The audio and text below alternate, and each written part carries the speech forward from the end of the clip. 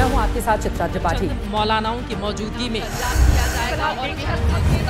हमारी मौजूदगी है दूर कर रहे हैं ज्यादातर जो हैदराबाद।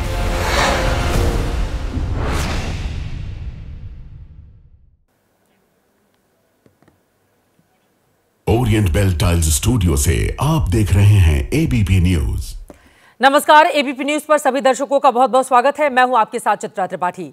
कल के अखबार के पहले पन्ने की सुर्खियां आज हम आपको इस शो में दिखाने वाले हैं। तो आइए शुरू करते हैं आज का जनहित। सबसे पहले दिखाते हैं खबरों का मेन्यू।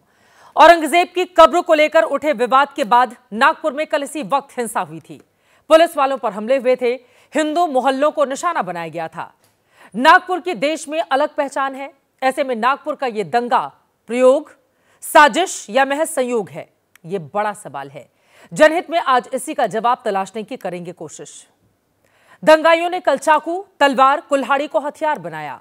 गाड़ियों में आग लगा दी। घर और दुकानों पर पत्थरबाजी की। चुन चुन कर हिंदू घरों को निशाना बनाया गया। सरकार डंके की चोट पर कह रही है कि नागपुर को सुलगाने की बड़ी तैयारी थी। क्या सबूत मिले हैं? सरकार को क्या जानकारी आई है निकलकर सामने, ये भी जानेंगे। हिंसा में इस्तेमाल हथियार दंगेबाजों के पास आए कहां से? कहां से इतने पत्थर जमा किए गए? कहां से तलवार और चाकू लेकर उपद्रवी हिंसा करने पहुंचे? शांत रहने वाला शहर कैसे एक प्रदर्शन भर से सुलग उठा? दंगों की साजिश के सूत्रधारों को बेनकाब करेंगे। जनहित में देश आज दंगाइयों के चेहरों को गौर से देखेगा। दंगों को लेकर सवाल पुलिस पर भी हैं, खुफिया तंत्र पर भी है। नागपुर कोई ऐसा वैसा शहर नहीं, मुख्यमंत्री देवेंद्र फडणवीस का होम टाउन है। आरएसएस का यहीं पर मुख्यालय है। 4 घंटे तक शहर में बवाल होता रहा। लोकल इंटेलिजेंस को हिंसा की प्लानिंग की खबर आखिर पहले क्यों नहीं लगी? यह सबसे बड़ा सवाल है। और एक सवाल जो मुंबई से लेकर दिल्ली तक के सियासी कॉरिडोर में घूम रहा है, वो ये है कि क्या मुगल मोहरा के जरिए महाराष्ट्र में हिंदुत्व का सबसे बड़ा चेहरा बनने की होड़ लगी हुई है? जिस तरह से औरंगजेब की सियासत को गरमाया गया, उसने इस सवाल को जन्म दिया है। दंगों के केंद्र को लेकर सीएम देवेंद्र सवालों के घेरे में है। जनहित स्पेशल में इस सवालों का जवाब तलाशने की करेंगे कोशिश। तो चलिए शुरुआत करते हैं जनहित की। और सबसे पहले बात नागपुर दंगा की ही। नागपुर महाराष्ट्र का बड़ा शहर है। इस शहर में उस आरएसएस का मुख्यालय है जिस आरएसएस से देश के बड़े बड़े नेता निकले हैं, आज सत्ता के शीर्ष पर बैठे हैं। नागपुर में हिंसा या दंगा कोई छोटी खबर नहीं है। इसीलिए एबीपी न्यूज कल से ही लगातार यह खबर देश को दिखा रहा है। जिस जगह कल रात इस वक्त हिंसा हुई, उस जगह से महज 5 किलोमीटर के अंदर सीएम का घर है, आरएसएस का मुख्यालय है।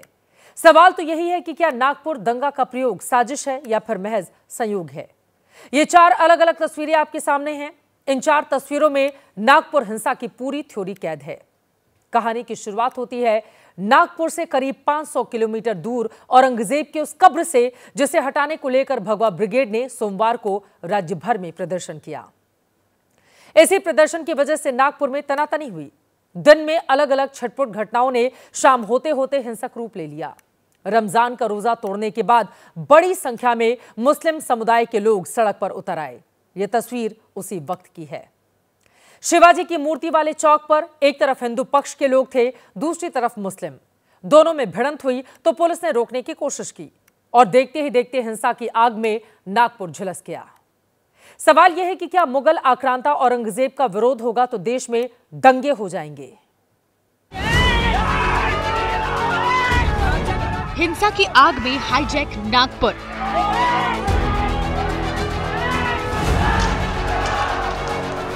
रात को सड़कों पर दंगे का तांडव।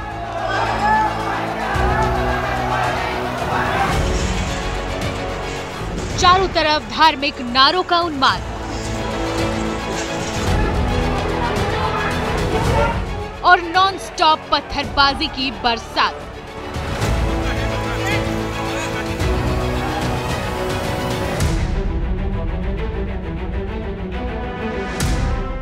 नागपुर में हिंसा की जो आग सुलगी, उसके साक्ष्य अब भी साफ साफ देखे जा सकते हैं। जगह जगह जलकर खाक हुई गाड़ियां नजर आ रही हैं।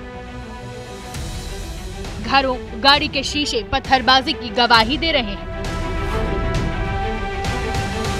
ऑरेंज सिटी के नाम से मशहूर नागपुर में दंगों की ये आग क्यों भड़की?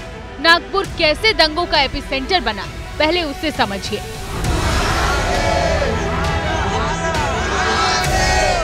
नागपुर की ये तस्वीरें हिंसा की आग में झुलसने से कुछ घंटे पहले की है। औरंगजेब की कब्र हटाने के लिए हिंदू संगठनों ने महाराष्ट्र के अलग अलग इलाकों में बड़ा प्रदर्शन किया।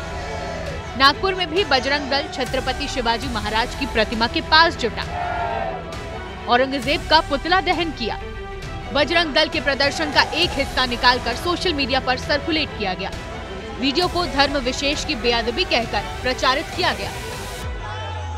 हम आपको बता रहे हैं, हम पर विश्वास रखो कि हम आयत नाम की कैसे कोई भी हमने उसमें कपड़े पर आग नहीं लगाए। लेकिन बेअदबी की अफवाह आग की तरह फैल गई। धर्म विशेष की भीड़ शिवाजी की प्रतिमा के पास जुटने लगी। धार्मिक नारों की गूंज तेज हो गई।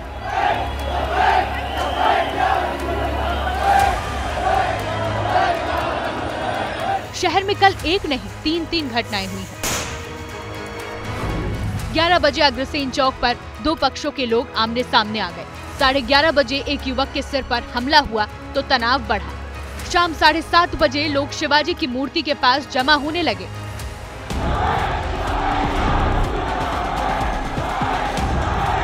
अंधेरा बढ़ने के साथ साथ भीड़ का सैलाब शिवाजी की प्रतिमा के पास और बढ़ गया, जिसके सामने पुलिसकर्मियों की टुकड़ी छोटी सी नजर आने लगी। इसके बाद वही हुआ जिसका डर था।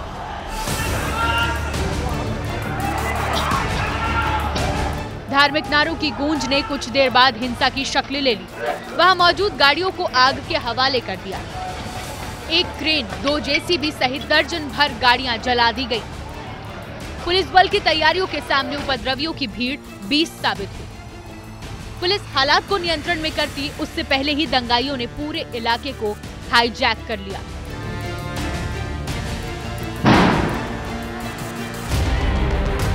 ये नागपुर के एक मोहल्ले की तस्वीर है, जहां दंगाइयों ने एक गाड़ी को आग के हवाले किया। दूसरे तरफ से भीड़ दंगाइयों का विरोध करती है तो दंगाई सामने से पत्थरबाजी करने लगते हैं। अब इस सोसाइटी की तस्वीर देखिए, जहां दंगाइयों ने घुसकर एक लाइन से गाड़ियों में तोड़फोड़ की, लाठियों से शीशे तोड़े। दंगाइयों की चपेट से दुकानें भी महफूज नहीं रही।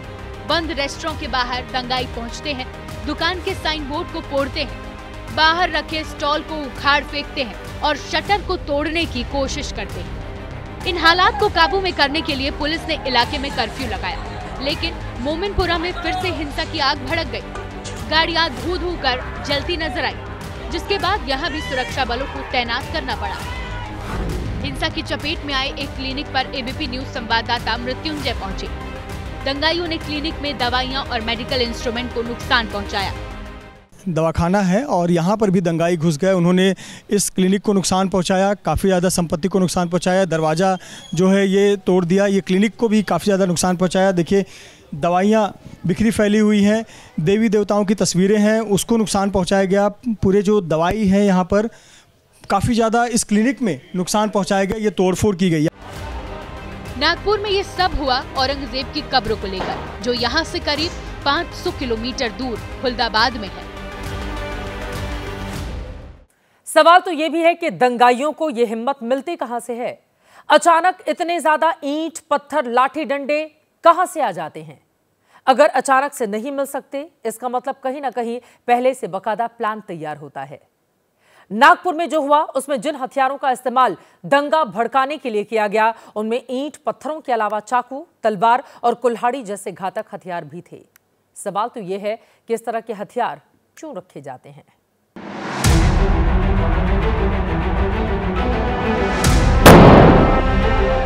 गाड़ियां फूंक दी गईं, घरों पर पत्थर फेंके गए, लाठी डंडों से हमला किया गया।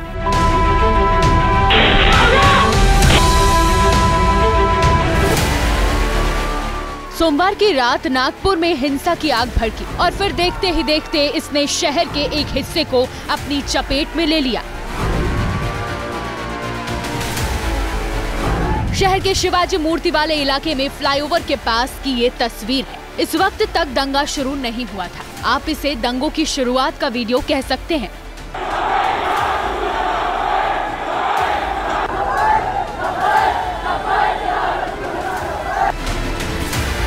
रात करीब 8 बजे के आसपास का वक्त था जब दो गुटों में भिड़ंत की शुरुआत हुई। पुलिस ने रोकने की कोशिश की, लेकिन मामला बढ़ता गया। नतीजा दर्जनों गाड़ियों में आग लगा दी गई, तोड़ फोड़ की गई। घंटे भर से ज्यादा तक इस जगह पर युद्ध जैसा माहौल बना रहा।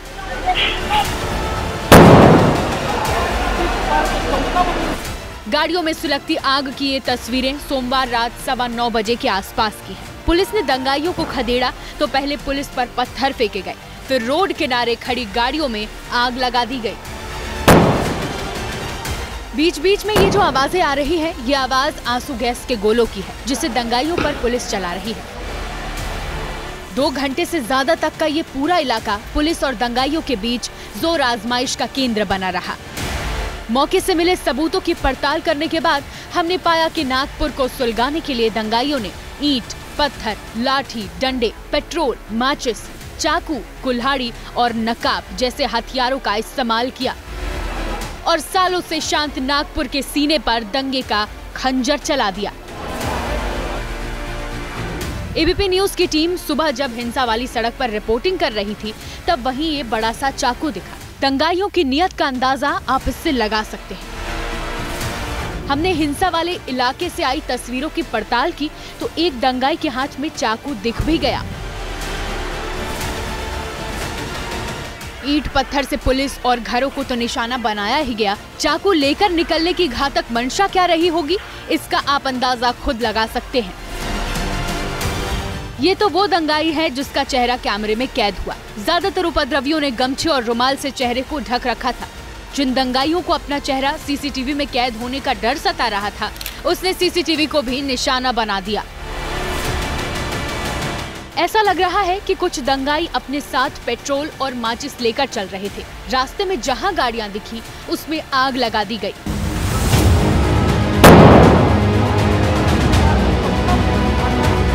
एबीपी न्यूज के रिपोर्टर मृत्युंजय सिंह सुबह दंगा प्रभावित इलाके में पहुंचे तो बर्बादी के निशान सड़क पर पड़े दिखाई दिए। नागपुर के महल इलाके के अलावा हंसापुरी इलाके में भी दंगाइयों ने हुड़दंग मचाया, दंगा किया, संपत्तियों को जलाया, गाड़ियों को नुकसान पहुंचाया, घर पर पत्थरबाजी की और आगजनी की।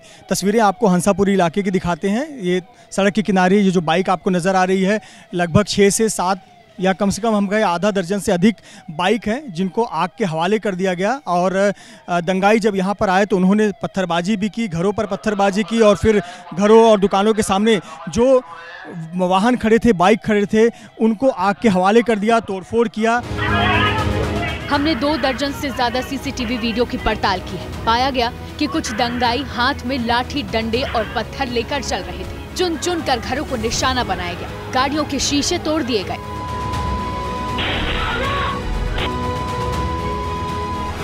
अब देखिए, ये आपकी टीवी स्क्रीन पर पत्थरों से भरी नगर निगम की गाड़ी दिख रही है। देखिए दंगाइयों ने किस तरह से हिंसा के लिए ईंट और पत्थरों का इस्तेमाल किया है। सवाल तो ये कि ये ईंट और पत्थर दंगाइयों के पास आते कहां से हैं? दंगाइयों के पास चाकू क्या किसी साजिश की तरफ इशारा करता है? सीसीटीवी को नुकसान क्या गिरफ्तारी से बचने के लिए करते हैं? सवाल तो दंगे वाले उस सोच पर, उस मानसिकता पर है जो पुलिस को निशाना बनाती है। फिलहाल पुलिस सीसीटीवी की मदद से उपद्रवियों को तलाश रही है, दंगाइयों की धरपकड़ में जुट गई है। सोमवार की रात ही दर्जन भर से ज्यादा दंगाई पकड़ लिए गए थे। कुल्हाड़ी से वार करके, जी हां बिल्कुल सही सुन रहे हैं आप, कुल्हाड़ी से वार करके दंगाइयों ने एक आईपीएस अधिकारी को जख्मी कर दिया। दंगाइयों को इतनी हिम्मत कहां से आती है? 3 डीसीपी रैंक के अफसरों को घातक हथियार से हमला करके जख्मी किया गया। मुख्यमंत्री ने विधानसभा में बताया है कि 33 पुलिस वाले इस हिंसा में घायल हैं। कुल्हाड़ी से जख्मी डीसीपी से उन्होंने बातचीत भी की है। चाकू, ईंट और पत्थर,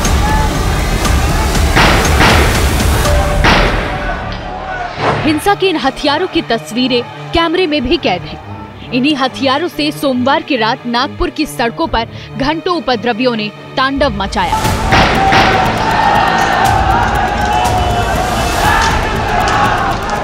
उपद्रवियों ने सबसे ज्यादा निशाना उन पुलिस वालों को बनाया जो इन्हें काबू करने के लिए शिवाजी की मूर्ति के पास तैनात थे।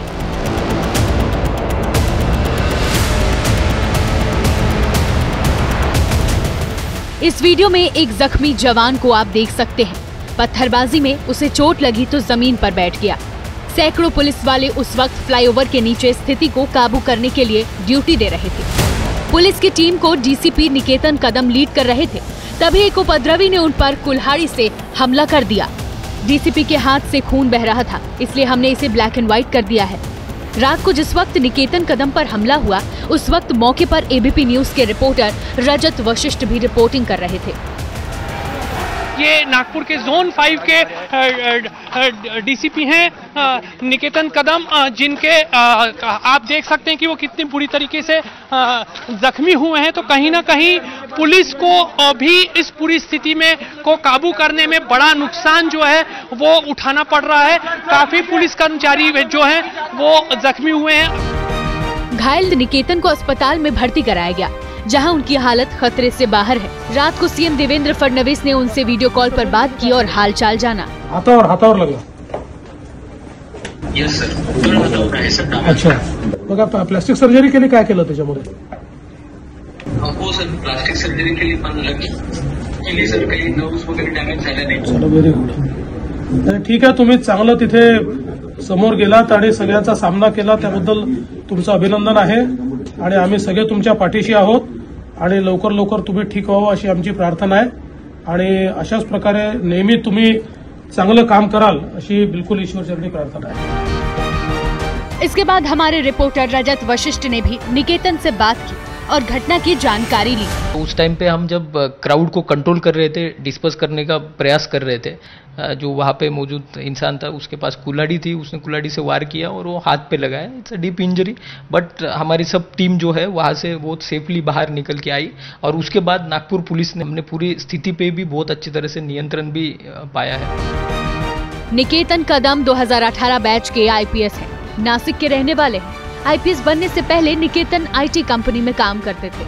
यहाँ मन नहीं लगा तो देश सेवा के जज्बे के साथ सिविल सर्विसेज की तैयारी की और भारतीय पुलिस सेवा में शामिल हुए। 501वां रैंक हासिल किया था। सोमवार की हिंसा में कुल 33 पुलिस वाले जख्मी हुए। इनमें से 3 डीसीपी रैंक के अफसर हैं। पुलिस ने हिंसा को लेकर 5 केस दर्ज किए हैं। सवाल तो ये कि एक आईपीएस अधिकारी पर कुल्हाड़ी जैसे हथियार से हमला करने की हिम्मत इन दंगाइयों को कहां से मिली? क्या दंगा वाकई में सोची समझी साजिश का नतीजा है?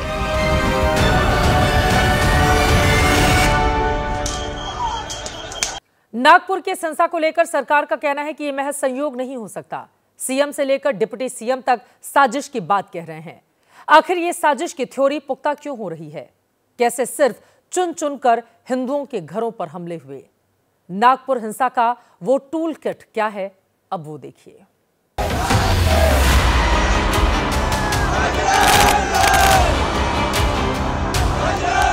पहली तस्वीर सोमवार दोपहर की।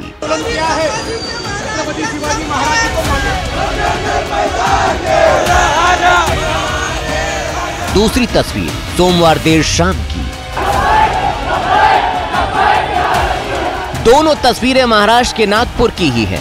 औरंगजेब की कब्र के नाम पर सोमवार को जो चिंगारी महाराष्ट्र के कई जिलों में उठी, वो नागपुर में शाम होते होते आग में तब्दील हो गई। मुख्यमंत्री के गृह जिले में हुई हिंसा को एक्शन के रिएक्शन के तौर पर देखा जा रहा था, लेकिन सोमवार को नागपुर में जिस तरह से उपद्रवियों ने शहर के कई इलाकों को निशाना बनाकर आगजनी और तोड़फोड़ की, वो एक सोची समझी साजिश लग रही थी। काही ठराविक घरांना, काही ठराविक आस्थापनांना त्या ठिकाणी लक्ष करण्यात आलेलं आहे। निश्चितपणे याच्यामध्ये काही ना काही एक प्रकारे काही लोकांचा सुनियोजित पॅटर्न हा देखील त्या ठिकाणी दिसतो आहे। औरंगजेब के नाम पर नागपुर को हिंसा की आग में झोंकने के लिए साजिश रचने वालों ने अफवाहों और सोशल मीडिया का इस्तेमाल किया। सबसे पहले ये अफवाह उड़ी कि प्रदर्शन के दौरान हिंदूवादी संगठनों ने औरंगजेब का जो पुतला जलाया, उस पे इस्तेमाल कपड़े पर धार्मिक उपदेश लिखे थे। इसके बाद धार्मिक किताब को लेकर अफवाह फैलाई गई।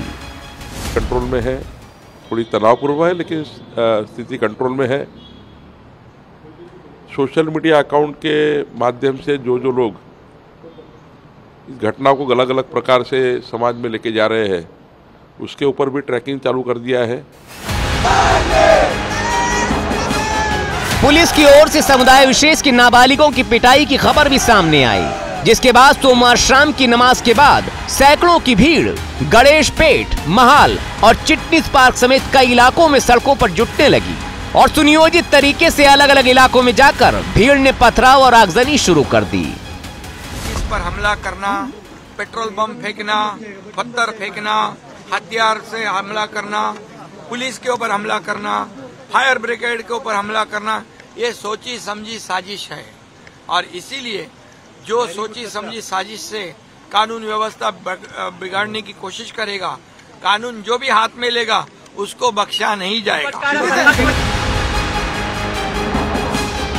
जिसका सबूत है कि नागपुर में हिंसा और बवाल के दौरान सामने आई ये दो तस्वीरें, जिनमें कुछ उपद्रवी एक इलाके में पास ही खड़ी गाड़ियों को कोई नुकसान नहीं पहुंचाते, जबकि दूसरी तस्वीर में कवर की गई गाड़ियों पर भी पत्थर और डंडे बरसाने लगे।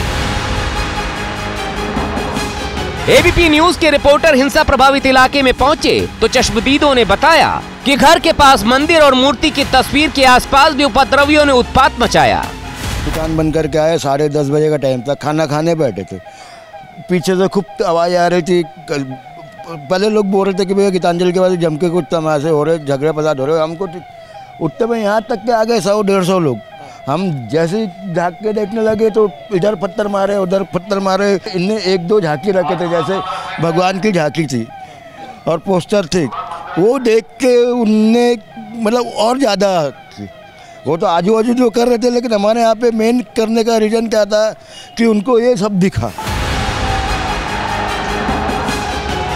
नागपुर हिंसा में साजिश के एंगल की एक वजह यह भी है कि अल्पसंख्यकों की ज्यादा आबादी वाले कुछ इलाकों में सोमवार को सड़कों पर गलियों में गाड़ियां हटा दी गई थीं, जबकि रोजाना उन इलाकों में सैकड़ों की संख्या में गाड़ियां खड़ी रहती थीं।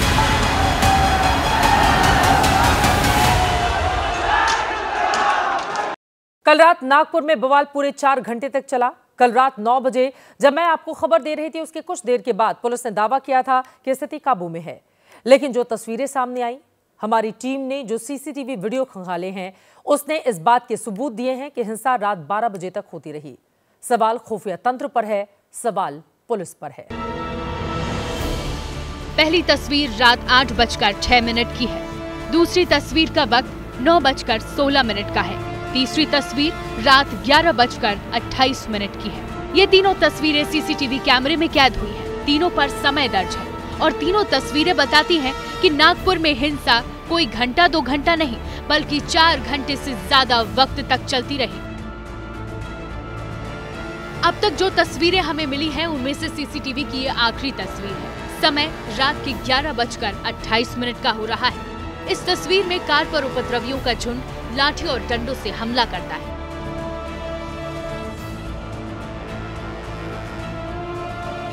दंगों की शुरुआत रात करीब 8 बजे के आसपास हुई थी। 3.5 घंटे तक शहर के अलग अलग हिस्सों में उपद्रवी इसी तरह से दहशत का नंगा नाच कर रहे थे। रात 9 बजे से एबीपी न्यूज पर हिंसा की खबरें चलने लगी थी। बावजूद इसके शहर में पुलिस का पुख्ता बंदोबस्त नहीं दिखा। नतीजा हुआ कि रात के अंधेरे में नागपुर की गलियों में दंगाइयों की गुंडागर्दी चलती रही।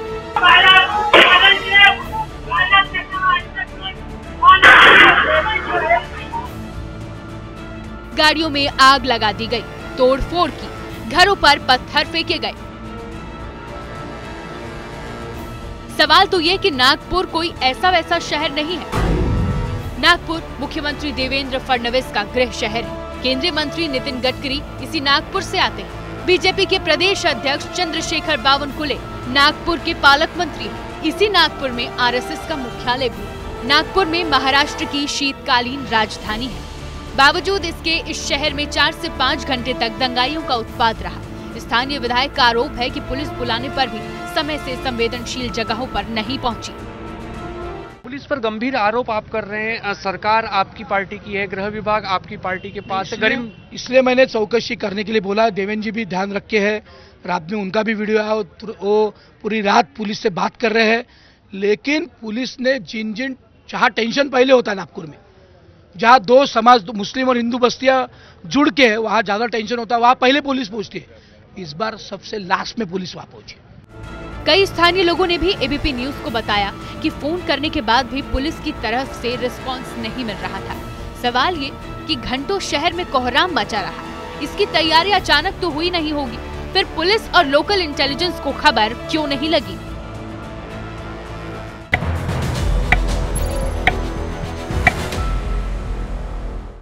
क्या औरंगजेब के नाम पर दंगे की चिंगारी जानबूझकर सुलगाई गई?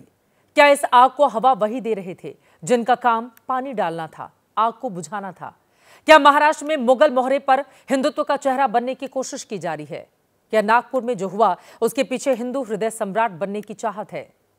3 शताब्दी पहले जिस मुगल शासक की मौत हो चुकी हो, क्या उसकी कब्र के नाम पर भगवा नायक बनने की पटकथा लिखी जा रही है? इस पूरे मामले में महाराष्ट्र के मुख्यमंत्री के बयान सवालों में क्यों हैं? आज का जनहित स्पेशल देखिए।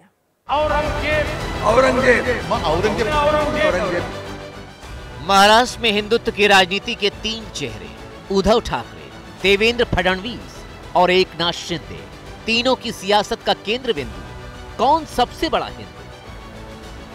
लेकिन विधानसभा चुनाव में करारी हार के बाद से ठाकरे के सितारे गर्दिश में हैं। तो फडणवीस दोबारा भगवा महारथी बनकर मुख्यमंत्री के सिंहासन पर हैं, जबकि शिंदे अब की बार सरकार में सारथी की भूमिका में उप मुख्यमंत्री के आसन पर। कहा जा रहा है कि देवेंद्र फडणवीस और एकनाथ शिंदे के बीच कुछ तो गड़बड़ चल रही है। एक तो एकनाथ शिंदे को गृह मंत्रालय भी नहीं मिला, ना सीएम पद भी। इन दोनों के बीच में शीत युद्ध चल रहा है। कहा भी ये भी जा रहा है कि महाराष्ट्र में इन दिनों में सबसे बड़ा राजनीतिक विषय और किरदार औरंगजेब का बना है। क्या फडणवीस और एकनाथ शिंदे के बीच हिंदू हृदय सम्राट बनने के लिए होड़ मची है? ये सवाल क्यों, इसका जवाब क्या? इसे देखने से पहले आप मुख्यमंत्री फडणवीस का औरंगजेब पर सबसे नया बयान सुनिए। आज महाराष्ट्रामध्ये विशेषतः म्हणजे मी कुठल्या सिनेमाला दोष देत नाहीये, खरं म्हणजे छावा या चित्रपटाने छत्रपती संभाजी महाराजांचा खरा इतिहास आपल्या समोर आणला। त्यानंतर राज्यामध्ये लोकांच्या भावना देखील खूप मोठ्या प्रमाणात त्या ठिकाणी एक प्रकारे प्रज्वलित झालेल्या आहेत। औरंगजेबाबद्दलचा जो काही राग आहे तो रागही खूप मोठ्या प्रमाणात त्या ठिकाणी बाहेर येतोय। फडणवीस गृहमंत्री भी हैं, ऐसे में ओहदे के लिहाज से कानून व्यवस्था की दुहाई जरूरी है। लेकिन क्या प्रखर हिंदुत्ववादी पहचान के लिए औरंगजेब के खिलाफ आक्रोश को जायज ठहराना भी मजबूरी है? कमोवेश शिंदे की लाइन भी यही है, लेकिन शायद सीएम की कुर्सी न मिल पाने की टीस है, या फिर फडणवीस से बड़े हिंदुत्ववादी बनने की मंशा कि वो नागपुर में भड़की हिंसा के बाद भी संभाजी नगर में मौजूद औरंगजेब की कब्र को कलंक बता रहे हैं। तो जो आक्रमणकारी है उनकी पहचान, इसका मतलब है वो कलंक है। और ये जनता की भावना है। देखो, जनता की भावना हमारे राजा के प्रति, छत्रपति संभाजी महाराज के प्रति बहुत ही गंभीर है, और इसलिए उन्होंने जो आंदोलन किया है वो आंदोलन जायज है। उनके मन में जो है हमारे राजा के प्रति प्रेम भावना है, और औरंगजेब के प्रति जो देशद्रोही है उसके प्रति गुस्सा है। शिंदे की बात शीशे की तरह साफ है। अब एक बार फिर रुख फडणवीस का करते हैं, जो नागपुर में हिंसा के बाद कानून के शासन की वकालत कर रहे हैं। जरूरी भी है, लेकिन क्या गृहमंत्री और मुख्यमंत्री की कुर्सी पर रहते हुए उन्होंने खुद हिंदूवादी संगठनों की भावनात्मक चिंगारी को हवा देने का काम नहीं किया? दुर्दैव आहे, ज्या औरंग्याने आमच्या हजारो लोकांना मारलं त्याच्याच कबरीचं संरक्षण आम्हाला करावं लागतं। पण एक वचन तुम्हाला निश्चितपणे देतो, काहीही झालं तरी या महाराष्ट्रामध्ये औरंगजेबाच्या कबरीचं महिमा मंडन होऊ देणार नाही, त्याचं उदात्तीकरण होऊ देणार नाही। त्याचं उदात्तीकरण करण्याचा कोणी प्रयत्न केला तर तो प्रयत्न त्याच ठिकाणी चिरडून टाकण्याचं काम या आम्ही केल्याशिवाय राहणार नाही, हे वचन छत्रपती शिवरायांच्या या मंदिराच्या समोर आपल्या सर्वांना मी देतो। फडणवीस ने यह बातें एक दिन पहले ही ठाणे के भिवंडी में कही, जहां उन्होंने छत्रपति शिवाजी महाराज के मंदिर का उद्घाटन किया। बीते कुछ दिनों से ऐसा लग रहा है कि फडणवीस और शिंदे में खुद को सबसे बड़े औरंगजेब विरोधी और शिवाजी महाराज के भक्त साबित करने की प्रतियोगिता चल रही है। तभी तो शायद दोनों खुल्लम खुल्ला औरंगजेब की कब्र को महाराष्ट्र से हटाने के आक्रोश को आधार देने में जुटे हैं। औरंगजेबाच्या आठवणी किंवा त्याची निशाणी या महाराष्ट्रामध्ये कशाला पाहिजे? ही भावना जी आहे ही या तमाम शिवभक्तांची, त्याचा आदर केला पाहिजे आणि त्यांची भावना बरोबर आहे। त्यांची भावना जी आहे ती माझी भावना आहे। हर कोई जानता है कि कानूनी रूप से ये मुमकिन नहीं है, क्योंकि औरंगजेब की कब्र को भारतीय पुरातत्व सर्वेक्षण का कवच हासिल है। फिर भी जानते समझते हुए भी इस कब्र को मिट्टी में मिलाने के इरादे को सरेआम किया जा रहा है। आम्हालाही प्रत्येकाला असंच वाटतं, फक्त काही गोष्टी कायद्याने करावे लागतात, कारण ती संरक्षित आहे। जुन्या काँग्रेसच्या काळामध्ये एएसआयचं संरक्षण मिळालंय। अब ऐसे बयान जब मुख्यमंत्री ही देंगे, फिर हिंदूवादी संगठनों का हौसला कैसे नहीं बढ़ेगा? क्या इसी का नतीजा है कि 17 मार्च को महाराष्ट्र में शहर शहर औरंगजेब की कब्र के खिलाफ विरोध प्रदर्शन हुए? औरंगजेब के खिलाफ फडणवीस के जुबानी अंगारे नए नहीं हैं। अभी बीते विधानसभा चुनाव की बात है, जब वो ओवैसी को औरंगजेब परस्त बताकर सबसे क्रूर मुगल शासक की कब्र के खिलाफ बीजेपी कार्यकर्ताओं में जोश भर रहे थे। औरंगजेब तो आक्रमणकारी था, उसने हम पर आक्रमण किया था, इसलिए सुन ले ओवैसी, कुत्ता भी ना पेशाब करेगा औरंगजेब की पहचान पर। अब तो तिरंगा लहराएंगे पूरे पाकिस्तान पर। वो चुनाव का मंच था, लेकिन अब तो फडणवीस मुख्यमंत्री की कुर्सी पर है। ऐसे में उनके जिम्मेदार बयान के बजाय ज्वलनशील बयान पर सवाल उठना तो लाजमी है।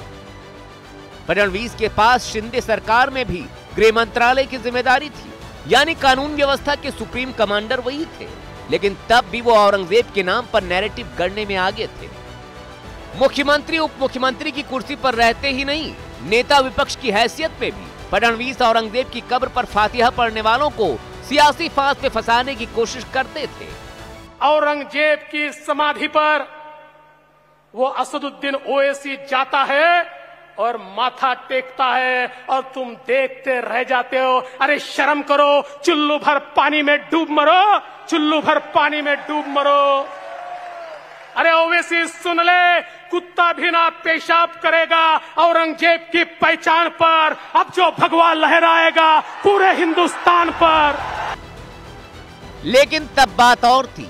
हिंदुत्व की राजनीति करने वाले उद्धव ठाकरे, खुद को सेक्युलर पॉलिटिक्स का मसीहा बताने वाली कांग्रेस और एनसीपी के साथ सरकार चला रहे थे। ऐसे में फडणवीस उद्धव को औरंगजेब फैन क्लब का सदस्य बताते थे, लेकिन अब तो भूमिका बदल चुकी है। ऐसे में सवाल ये है कि क्या वो खुद को शिवाजी महाराज के महाराष्ट्र का सबसे बड़ा भगवा नायक साबित करने में जुटे हैं, या फिर माजरा कुछ और है? क्योंकि विपक्ष का आरोप है कि फडणवीस अपनी नाकामियों पर औरंगजेब विवाद की चादरपोशी कर रहे हैं। नागपुर में भड़की हिंसा की आग के लिए विपक्ष जहां समूचे महाराष्ट्र सरकार पर हमलावर है, तो वहीं दूसरी ओर मुख्यमंत्री देवेंद्र फडणवीस के खिलाफ अलग से भी घेरेबंदी वाली रणनीति साफ साफ दिखाई दे रही है।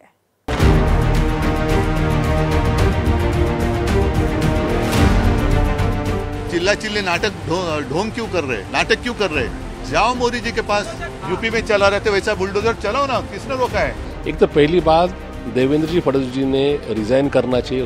एक कहावत है कि जंग में विरोधी को कमजोर करना हो तो टारगेट पर उसका प्रधान यानी मुख्य सेनापति होना चाहिए। महाराष्ट्र में विपक्ष भी देवेंद्र फडणवीस सरकार के खिलाफ बिल्कुल इसी रणनीति पर आक्रामक दिखाई दे रहा है और उसने दंगों पर नाकामी के आरोपों की पूरी बौछार देवेंद्र फडणवीस की तरफ खोल दी है। दंगों के लिए इस्तीफा मांगा जा रहा है। डबल इंजन सरकार है ना महाराष्ट्र में और केंद्र में, तो डबल इंजन सरकार की असफलता है और अगर ये सरकार असफल है तो इन्होंने इस्तीफा देना चाहिए। कि देवेंद्र फडणवीस आज महाराष्ट्र के 3rd टाइम सीएम है, उसी के साथ 3rd टाइम होम मिनिस्टर भी है। उनके सिटी में जहाँ से वो चुनकर आते हैं उस सिटी में, उस जिले में इस तरीके के दंगे फसाद होते हैं, ये उनके लिए बहुत शर्मनाक बात है। उनकी सिटी को वो जलते हुए रोक नहीं सकते। इस बातों को ध्यान में रखते हुए उन्होंने जरूर रिजाइन करना चाहिए। खास बात यह है कि विपक्ष के साथ साथ मराठा संघर्ष योद्धा के मनोज जरांगे भी औरंगजेब की कब्र के एएसआई संरक्षण पर देवेंद्र फडणवीस को ही घेर रहे हैं। खुद की गलती खुद मान ली है मुख्यमंत्री जी ने, ये पूर्व नियोजित था अगर पूर्व नियोजित अगर ये घटनाक्रम है और नागपुर शहर में है तो इनकी पुलिस सोई थी, इनको पता नहीं था। खुद ही मुख्यमंत्री उस बात को एक्सेप्ट कर रहे हैं। पुलिस का फेलियर उसमें सामने आता है और पुलिस का फेलियर मीन्स सरकार का फेलियर उसमें स्पष्ट होता है की हे ते पहिल्या सरकारनंच केलेले, पैसे देणं, हे कबरीला संरक्षण देणं पहिलंच केलं। ठीक है, ते काँग्रेसने केलं ना, तुम्ही काय दुरुस्ती केली? ते मूर्ख आहेत, मग तुम्ही महामूर्ख नाहीत। औरंगजेब की कब्र के मुद्दे पर देवेंद्र फडणवीस की सरकार अब तक विपक्ष को घेर रही थी। अब उसी कब्र को लेकर हुई हिंसा के बाद वैसे ही बयानों को हथियार बनाकर अब विपक्ष फडणवीस सरकार के खिलाफ नाकेबंदी कर रहा है।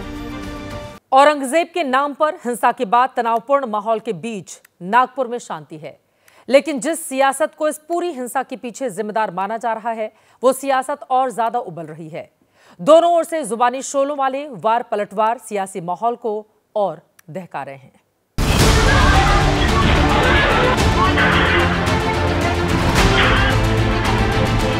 पूर्णपणे शांतता होती, पण त्यानंतर मात्र संध्याकाळी काही लोकांनी जाणीवपूर्वक अशा प्रकारचा हल्ला केल्याचं या ठिकाणी लक्षात येत आहे। याचं कारण औरंगजेब का उदात्तीकरण नहीं करेंगे। औरंगजेब ये दुष्ट राजा था। जनता जो है, जनता उसको तोड़ना चाहती है और वो टूट के रहेगा।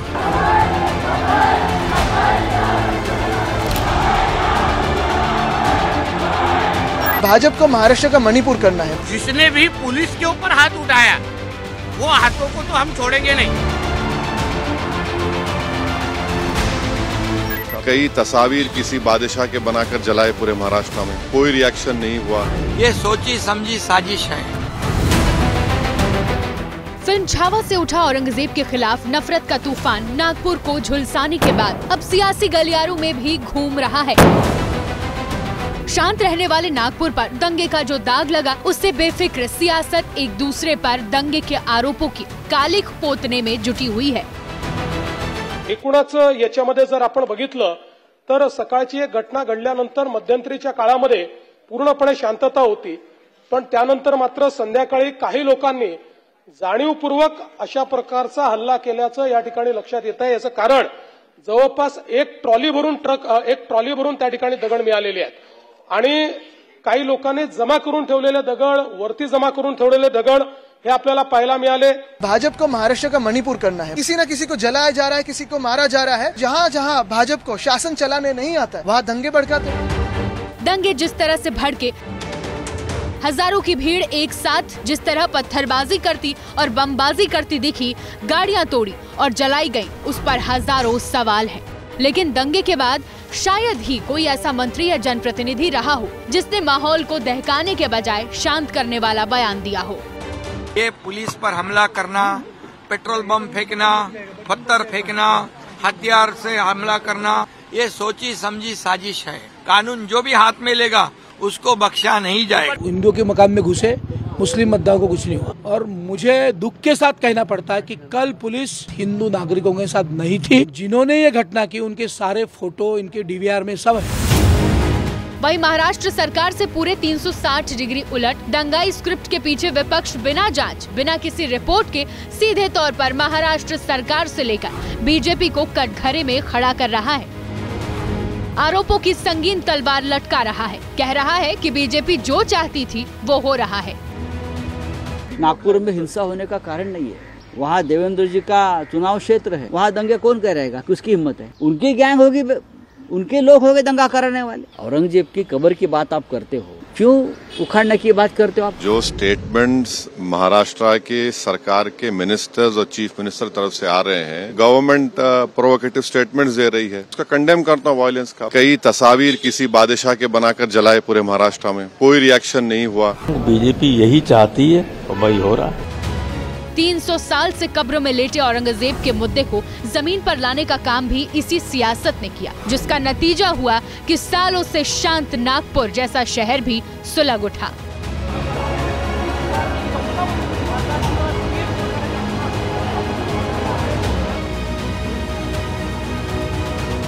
आगे बढ़ते हुए कुछ दूसरी खबरों का हम रुख करेंगे। आज प्रधानमंत्री नरेंद्र मोदी ने महाकुंभ के सफल आयोजन पर लोकसभा में बयान दिया। उन्होंने महाकुंभ में सबके सहयोग और उसकी सफलता के बारे में बातचीत की। इस दौरान पीएम मोदी ने विपक्ष के बारे में एक शब्द भी नहीं बोला, लेकिन इसके बावजूद कुछ ऐसा हुआ कि विपक्ष ने सदन के अंदर प्रदर्शन और हंगामा शुरू कर दिया, जिसकी गूंज सदन के बाहर भी देखी गई। विपक्ष के हंगामे के पीछे की क्या है इनसाइड स्टोरी, इस रिपोर्ट में देखिए।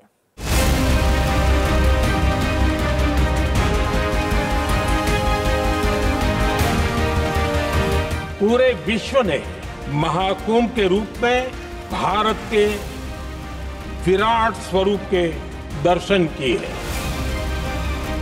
महाकुंभ के भव्य, दिव्य और सफल आयोजन पर लोकसभा में प्रधानमंत्री मोदी संबोधन दे रहे थे। बता रहे थे कि महाकुंभ ने कैसे भारत की श्रेष्ठता और एकता का संदेश सारी दुनिया तक पहुंचाया। उन्होंने 66 करोड़ श्रद्धालुओं की डुबकी से अनन्य हो चुके महाकुंभ की सफलता के प्रयागराज से लेकर समस्त देशवासियों को धन्यवाद दिया। मैं इस सदन के माध्यम से कोटि कोटि देशवासियों को नमन करता हूं, जिनकी वजह से महाकुंभ का सफल आयोजन हुआ।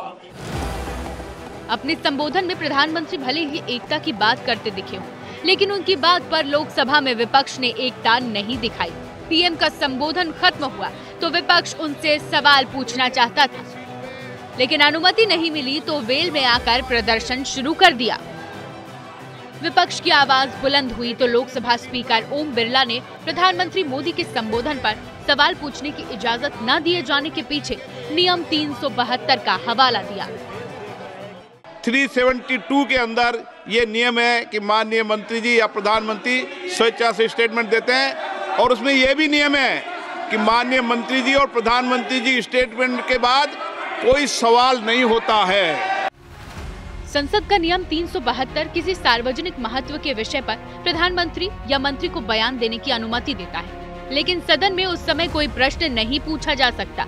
नियम 372 के तहत संबोधन के लिए मंत्री को भी पहले लोकसभा अध्यक्ष की मंजूरी लेनी जरूरी होती है।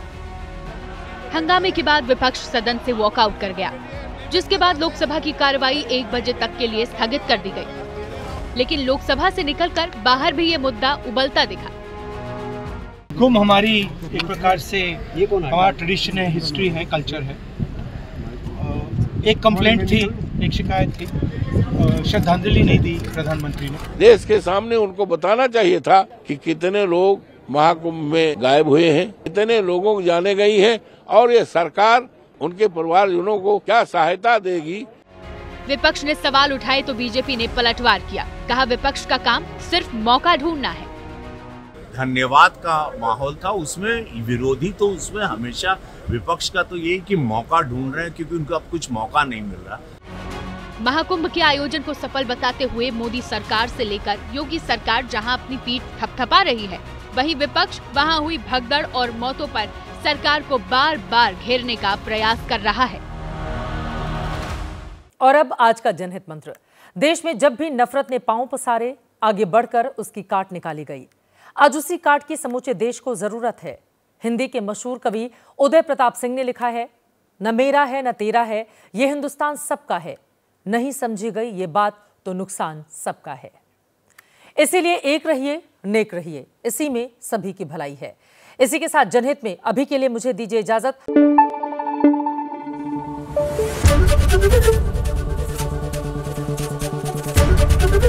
एबीपी न्यूज आपको रखे आगे।